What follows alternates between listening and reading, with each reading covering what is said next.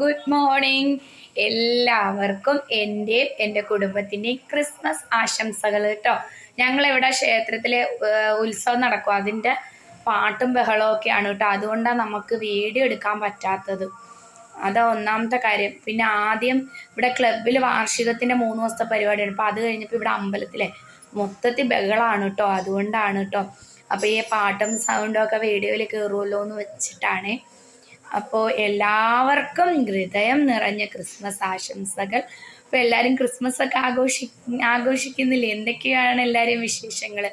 ഞാനും എൻ്റെ മക്കളും എൻ്റെ ചേട്ടനും ഇവിടെ സുഖമായിട്ടിരിക്കുകയാണ് കേട്ടോ.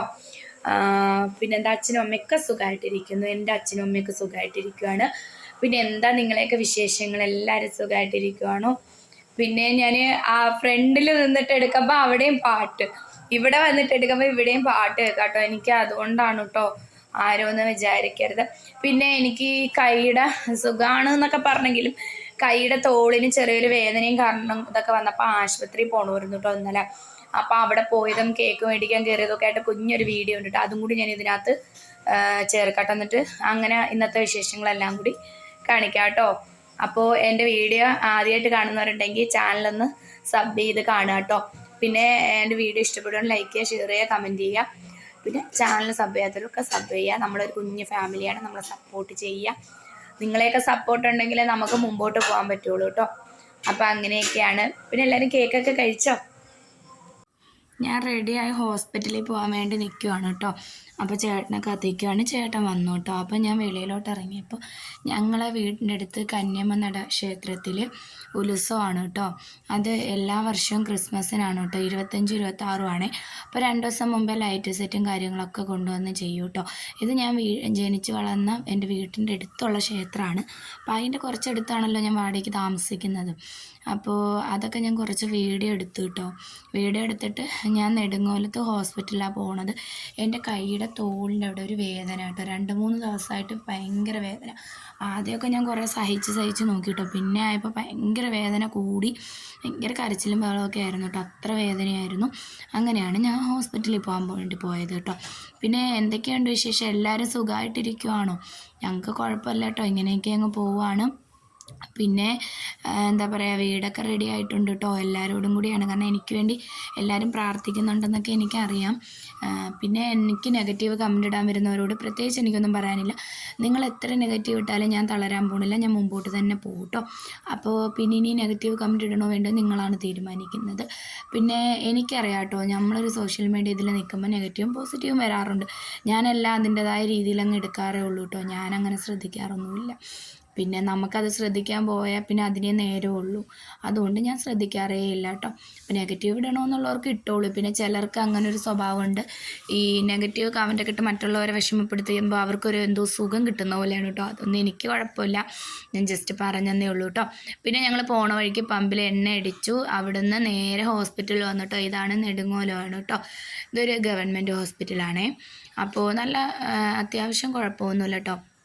ഞാൻ പോയപ്പോൾ വീഡിയോ എടുത്തു കേട്ടോ. അപ്പോൾ ഇത്രയും ആൾക്കാർ ഡോക്ടറെ കാണാൻ വേണ്ടി ക്യൂ നിൽക്കുകയാണ് കേട്ടോ രാത്രി. പിന്നെ ഞങ്ങളപ്പോൾ സാധാരണഗതിയിൽ പോയ ഭയങ്കര ആളാണ് കേട്ടോ. ഇന്നലെ എന്തോ ആൾ കുറവായിരുന്നു. അപ്പോൾ ഞാൻ നേരെ പോയിട്ട് തുണ്ട് എഴുതണമല്ലോ നമ്മളെ, അത് എഴുതാൻ വേണ്ടി ചേട്ടനും ഞാനും കൂടി പോയിട്ടോ. ചേട്ടനാണ് കേട്ടോ എഴുതുന്നത്. അത് എഴുതാൻ പോയി നിന്നപ്പോൾ അതിൻ്റെ അടുത്ത് അടിപൊളി ഒരു കാഴ്ച ഉണ്ട് കേട്ടോ. അപ്പോൾ പിന്നെ നമ്മൾ വീഡിയോ എടുക്കാതിരിക്കാൻ പറ്റുമോ? അങ്ങനെ ഞാൻ പിന്നെ ചേട്ടൻ എൻ്റെ പേരൊക്കെ എഴുതുന്ന സമയത്ത്, തുണ്ട് എഴുതുന്ന സമയത്ത് ഞാൻ നേരെ അവിടെ പോയിട്ട് ഇതേ ക്രിസ്മസ് ട്രീയും പുൽക്കൂടും ഒക്കെ ഉണ്ടാക്കി വെച്ചിട്ടുണ്ട് കേട്ടോ. അടിപൊളി കേട്ടോ. ഹോസ്പിറ്റലിൽ നല്ല രസമായിരുന്നു കേട്ടോ. അങ്ങനെ ഞാൻ അതൊക്കെ വീഡിയോ ഒക്കെ എടുത്തു. പിന്നെ ഡോക്ടറെ കാണാൻ വേണ്ടി ക്യൂ നിൽക്കാൻ വേണ്ടി പോയി കേട്ടോ.